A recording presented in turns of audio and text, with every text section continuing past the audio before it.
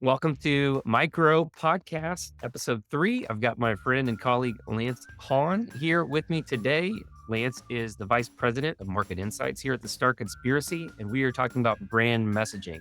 Lance, when you see a really strong brand message out in the market, what are some of the things that you observe? Big thing that I see is, as a former HR leader myself, do they get me? Do they get the unique challenges of my role right now, 3 years after the start of the pandemic and all the change that pushed into organizations? Understanding your buyer is big.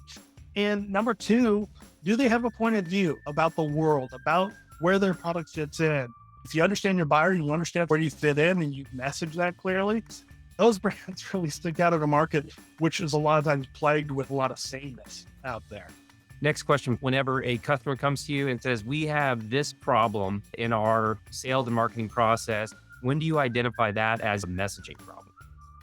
We see like lots of leads just piling up. A lot of times we'll go to your messaging and say, well, like who are you targeting with this? And they'll say, well, everybody can use our solution. And of course, to a certain extent, that's true.